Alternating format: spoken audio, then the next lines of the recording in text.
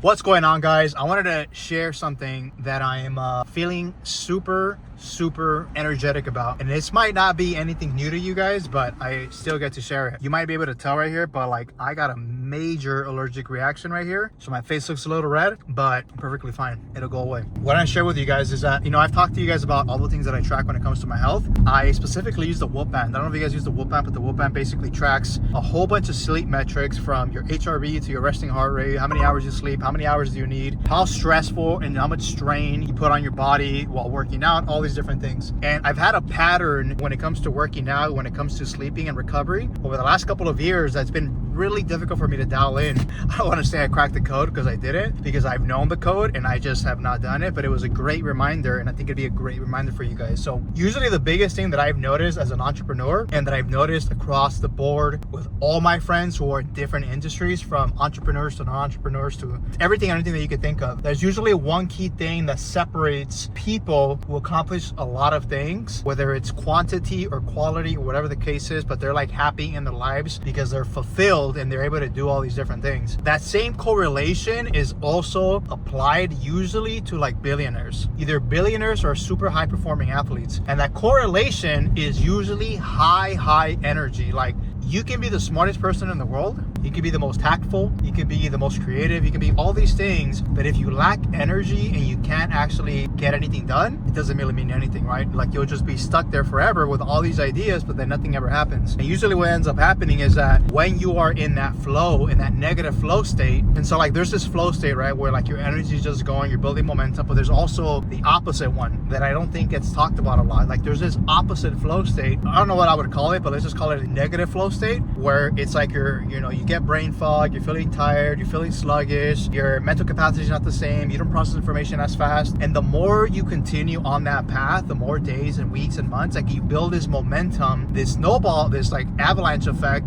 on the opposite end. You get more tired, you get more brain fog, and you start doing less and less and less and less, and you recover less and less and less, and it just builds gradually over time. That snowball effect exists on both spectrums, right? It exists from a positive output plane and also from a negative output plane. And I think the positive one gets talked about all the time. It gets talked about all the time, but the negative one doesn't. We just see it as like a slump, or like I just haven't done much, but you're actually also in that snowball effect. You're also in that avalanche effect where like it's just getting worse and worse and worse over time, and you can't stop it. Like, it's just so much harder to stop it. Just like when they say, like, when you start investing and the money starts compounding, like your money will, after 10-20 years, it'll be growing so much that what you make in a year will be significantly more than you would have made the first year, right? Like, it's just like this huge snowball effect where like it's kind of hard to stop it because of how those gradual micro increases just become huge over the period of time, and right? And so the same thing happens on the negative side. And the reason why I'm bringing all this up is because I started noticing these last few weeks, this last month, I was like, dude, I'm feeling a little sluggish, a little tired, like the momentum's not quite there yet. I'm like, what is it? Like, what is stopping me from that? And I was looking at a lot of my metrics, and I was like, okay, maybe I can get a little bit cleaner, maybe it's this, maybe it's that. Yeah, there were a few things that I can look at, but the major thing that I noticed was my sleep. I was not sleeping as much as I should be sleeping. And so there's a lot of people out there that can get away with sleeping 7 hours a day and function at a high level. I don't think I'm the average person. Like, for one, there are people out there that naturally need 8 hours of sleep. Like, they do. I think I'm one of those people. Like, I just naturally need more sleep. On top of that, I have 3 kids. I run a company. On top of that, I have an autoimmune condition that I've talked about. On top of that, I'm running 25-30 miles a week and lift once or twice a week. So like, I'm putting out a ton of energy and not recovering fast enough. And so I've always had this mindset where like, if I have more time, I can do more. Just because you have more time doesn't mean you'll actually do more, because if you're not getting enough rest and recovering fast enough, you're not gonna actually get the same output. When I was looking at my data, I realized like, damn, over the last 2 months, I'm averaging an hour and 15 minutes behind what I should be sleeping. I'm sleeping an hour and 15 minutes less than what I should be sleeping. So in other words, based on my Whoop band, I should be sleeping 8 hours a day. I'm sleeping 6 hours and 45 minutes. Right? You might not think it's much, and again, some people might get away with it, but the amount of energy I'm outputting, I should be sleeping maybe those hours, right? Professional athletes like LeBron James, Steph Curry, like Cristiano Ronaldo, they sleep like 10 hours a day, which is crazy. And so look, I'm not saying I train like them or I work out like them. I don't think I do, but 25-30 miles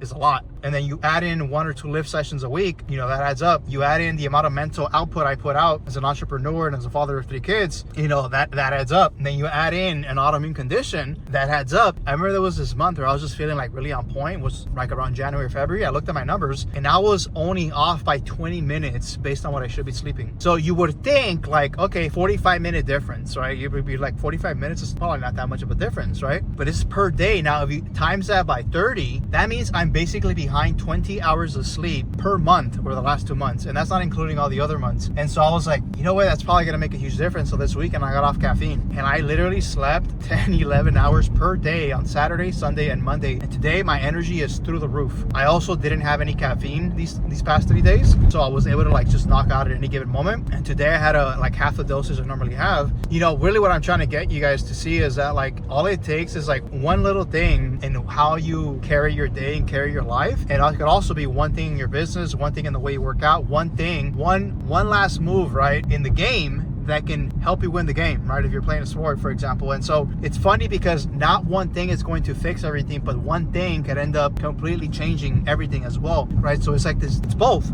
I believe it's both, right? Every single output counts, every single little detail counts, but one of those major outputs can absolutely change everything. But it will only make that much of a difference if you're actually tracking everything. And so if you're not getting your sleep, I highly recommend, if you're feeling sluggish, you're feeling anything, like take a couple of days off, just get off of everything, get off caffeine, sleep 10 hours a day for a few days in a week. And I am telling you guys, you will feel like Superman. Like honestly, like I'm like so on point today. It's a reminder. Like I get to remind myself like, dude, I gotta get off caffeine a couple days a week, maybe once a day to like really sleep in, or, you know, just make sure that I go to sleep early. That's all I got for you guys today. And if you're not sleeping, highly recommend you sleep. I'll catch you guys in the next video. Peace.